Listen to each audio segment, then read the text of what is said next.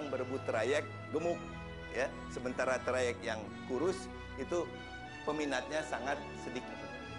Ini kan hanya masalah mudah, hanya masalah komunikasi. Saya juga nggak tahu kenapa bertahun-tahun ini nggak bisa terlaksana rumah ini.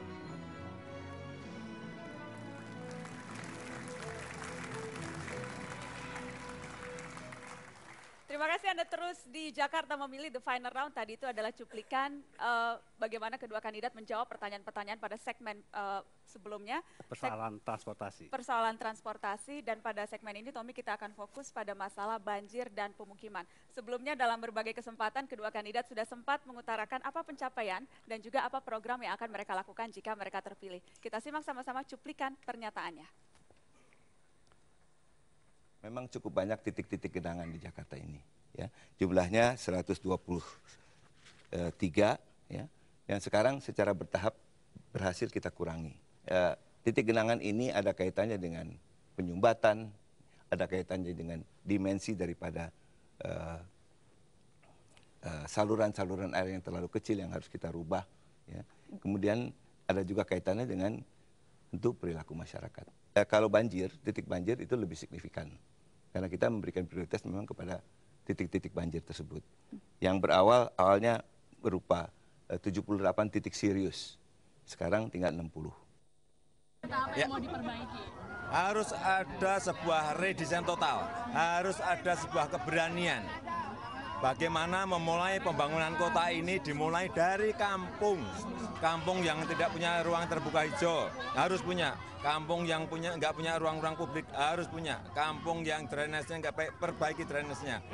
Pembenahan dari kampung itu, kampung yang mana? Kampung-kampung yang kumuh tadi. Kampung-kampung yang padat tadi. Dimulai dari sana. Kampung yang punya ruang yang hijau. Yang gangnya nggak sempit tapi lebar. Yang diarahkan ke vertikal.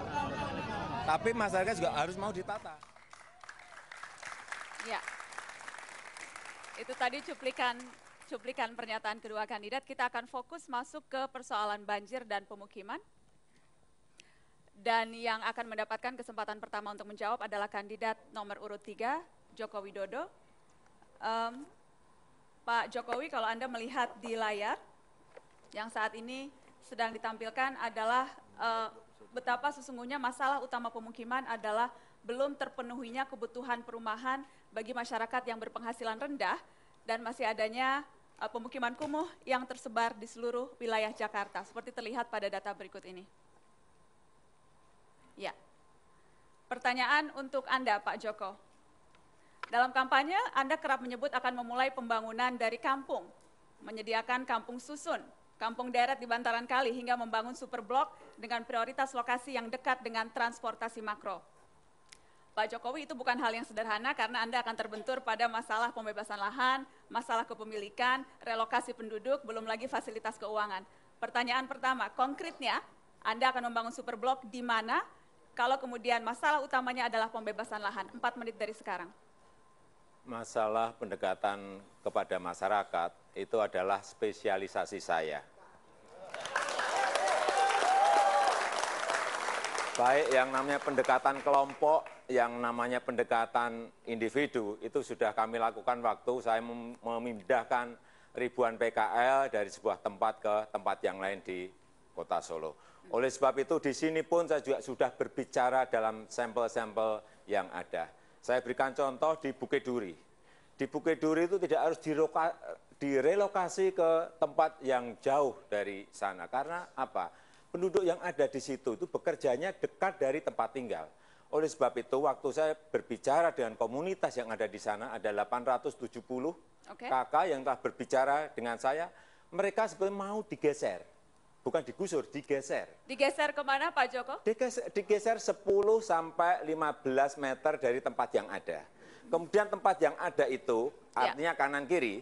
Di mana spesifiknya, Pak? Apakah sudah ada rencana konkret ketika Anda menjanjikan akan menggeser, itu di mana? Di Bukit Duri. Di Bukit Duri. Sehingga waktu digeser itu ada di kanan 10, di kiri 10, itulah yang untuk memperlebar nanti Ciliwung. Kemudian ketika akan Pak dibuat, Jokowi, maaf, ketika digeser, itu Anda akan menggusur warga yang lain, dan bagaimana Anda akan memastikan pembebasan lahannya? Iya, enggak. Jadi setelah digeser, ini kan ada yang namanya Digeser kemana? hunian kampung Iya, lahannya. deret seperti ini. Artinya harus nantinya vertikal. Kalau yang sekarang kan rumahnya hanya satu-satu. Ini harus dibuat yang kampung deret seperti ini, tapi digeser sedikit. Tidak harus geser berkilo-kilo dari Bagaimana tempat dengan yang ada. komplikasi lahannya nanti, kepemilikannya Pak? Bagaimana dengan legalitas kepemilikan Lahannya lahannya? ini juga lahan kita yang sudah untuk bergeser itu lahannya pemerintah provinsi. Jadi tinggal menggeser sedikit saja. Menggeser sedikit. Sudah tidak ada masalah karena saya sudah berbicara ini tidak hanya sekali. Saya ingin coba apakah kesulitan yang ada dengan warga itu ternyata tidak ada. Ini hanya masalah komunikasi dengan warga, ada approach kelompok, ada pendekatan individu. Inilah yang sering saya sampaikan intervensi sosial ini. Oke, Pak. Sehingga kalau ada ini saya berikan gambar lagi. Ya, Gambar saya sudah melihat gambarnya Pak gambar Jokowi. ini menunjukkan inilah kalau kita lihat dari belakang. Dan ini sudah berpuluh-puluh tahun tidak pernah diselesaikan. Oke, Kemudian Pak. akan menjadi kampung deret seperti ini. Ya. Sehingga nanti yang di Ciliwung bisa untuk lebarkan dan ada hijauannya di situ. Itu baru satu persoalan. Kalau persoalan pembiayaan yang akan dipersiapkan, Pak. Tanpa merugikan warga yang ada di situ. Ya. Pembiayaan pun juga sudah saya hitung. Butuh hanya 24 miliar untuk membuat atau menggeser kurang lebih 870 KK. Ini murah sekali, APBD DKI. Sekali lagi, APBD DKI. 5 tahun ke depan itu ada 180 triliun. Perkiraan saya, kalau hanya dipakai untuk 24 miliar kan kecil sekali. Oke. Pak Jokowi, itu soal kampung deret. Satu lagi yang selalu... Jangan sampai kampung ini digeser dengan pola investasi. Kalau pola investasi, bebannya akan diberikan kepada warga. Kalau pakai APBD, itu bebannya ada di APBD. Inilah jadi Pak Jokowi saya ingin tegaskan, warga akan menjadi penyewa. Warga penyewa atau kemudian diberikan ke warga? Pemilik. Pemilik. Iya, pemilik strata teta. Ini tugas pemerintah itu melayani. Berikan sertifikat pada mereka. Jangan ragu-ragu. Berikan sertifikat pada mereka. Yang atas maupun yang di bawah, berikan pada mereka.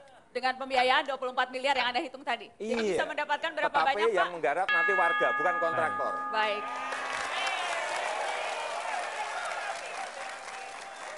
Kita sudah mendengarkan pandangan dari calon pasangan nomor urut 3. Saya ingin ke sekarang nomor urut 1. Pak Fauzi Bowo, saya tidak ingin berbicara soal rumah.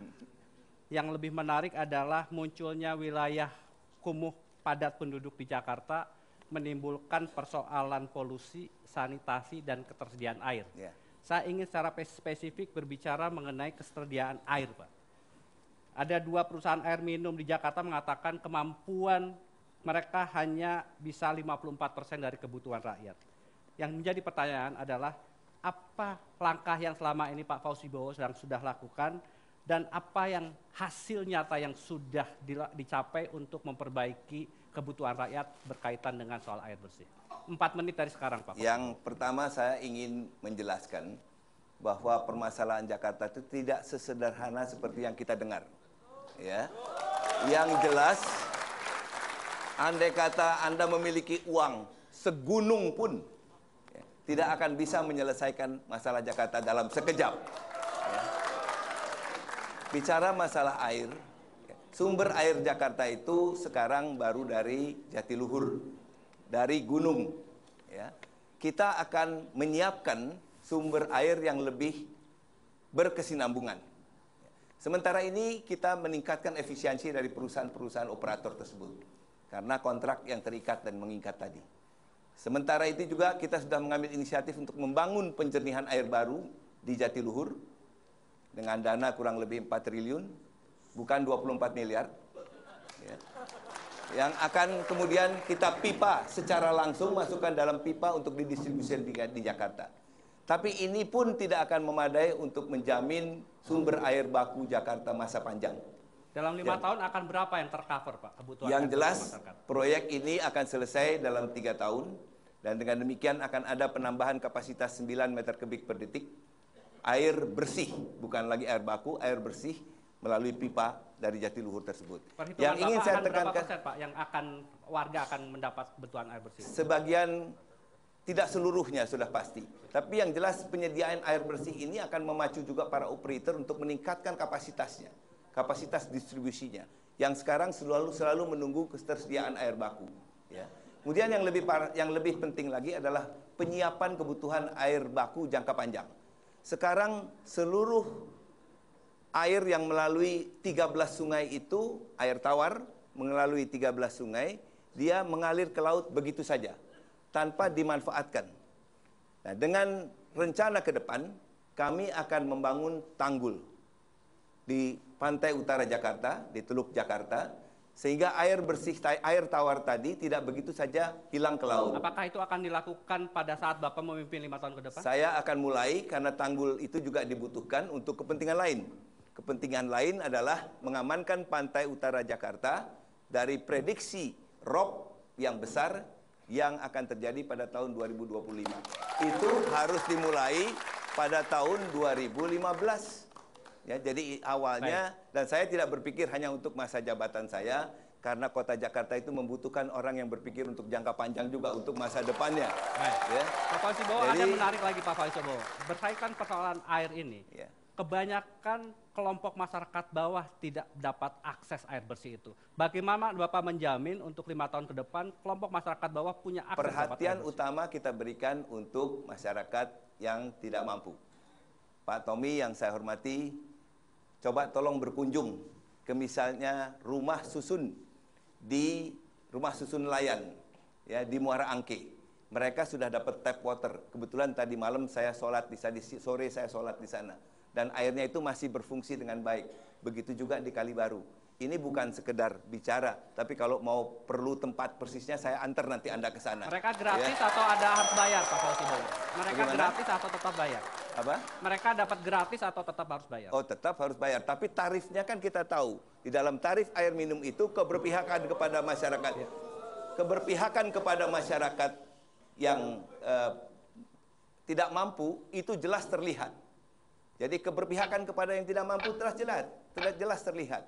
Begitu juga mengenai kesehatan, begitu juga mengenai pendidikan. Baik. Mengapa? Karena ini kewajiban kita. Allah memerintahkan kita, santuni yang miskin. Baik, ya. Terima kasih Pak Fauzi Bowo. Kita telah mendengarkan pandangan dari para calon kandidat gubernur berkaitan dengan persoalan banjir dan pemukiman. Kita akan lanjutkan pandangan dari para calon wakil gubernur. Mereka sudah ada di sini juga. Bagaimana persoalan ekonomi dan kesejahteraan rakyat. Namun kita harus jeda sesaat. Jakarta memilih The Final Round akan kembali setelah Headline News pada pukul 21 waktu Indonesia bagian Barat.